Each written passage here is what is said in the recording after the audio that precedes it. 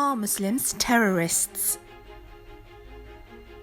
Stereotypes of Muslims, false information and propaganda has led to discrimination and acts of violence against Muslims. Coupled with the mainstream media continuously peddling a negative narrative about the Muslim community, that narrative eventually starts to solidify in the minds of the masses. More than $200 million in the US was spent towards manufacturing Islamophobic propaganda between 2008 and 2013, according to a report by the Council of American Islamic Relations and the University of California.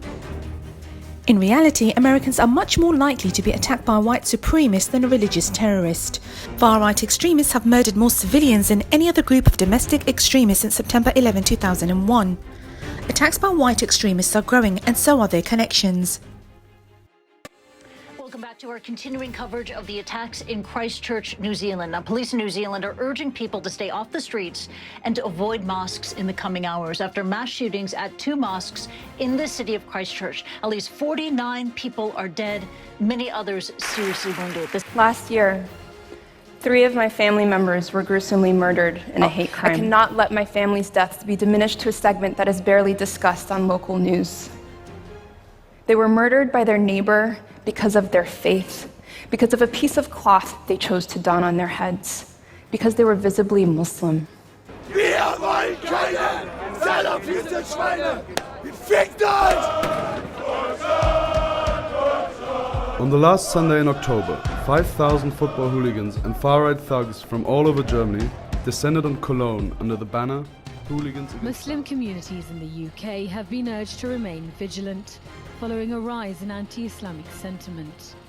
The most recent indication is in the form of these anonymous letters sent to Muslims across the UK, calling for acid attacks, physical abuse, and the bombing of mosques on a specific day.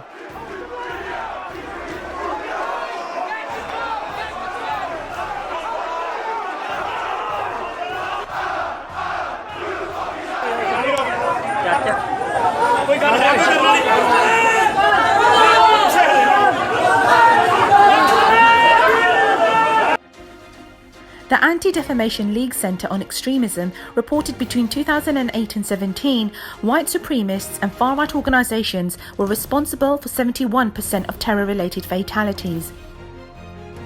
In 2017, analysis by the news site Courts revealed 57% of terror-related incidents were driven by right-wing organisations or individuals, whilst Islamic extremists committed 7 attacks. Corrupt Western foreign policies have resulted in hundreds and thousands of Muslims being massacred through illegal wars. Around 500,000 people were killed in Afghanistan, Pakistan and Iraq in the war of terror led by the US and Britain, according to a study by Brown University's Watson Institute for International and Public Affairs. In Burma, around 10,000 Rohingya Muslims were massacred within a single month, and 1.1 million made refugees, according to the humanitarian agency Médecins Sans Frontières. Human rights abuses by the Indian state are an ongoing issue for Muslims in Kashmir. The abuse includes murder, kidnapping, torture, rape, sexual abuse, political repression, and suppressing freedom of speech. Moreover, since 1989, some human rights groups state that almost 100,000 Muslims have been killed. Christian militias in Central African Republic have carried out ethnic cleansing of the Muslim population since 2012. The UN Security Council said up to 6,000 Muslims have been killed, though it considers that such estimates fail to capture the full magnitude of the killings that occurred. Israel has sexually abused, arrested, including children, harassed and kicked Palestinians out of their homes. In 2013 alone, Israel's activities resulted in the deaths of 2,314 Palestinians and 17,125 injuries, according to the report by the UN Office for the Coordination of Humanitarian Affairs. In 1995, 25,000 Bosnian Muslims were killed by Serbian forces. The ethnic cleansing included murder, starvation, confinement, rape, torture, property destruction, and inhumane treatment. In China, 1 million Muslims in 2019 are forcefully detained in China's mass concentration camp. Muslims suffer mass internment, intrusive surveillance, political indoctrination, and forced cultural assimilation.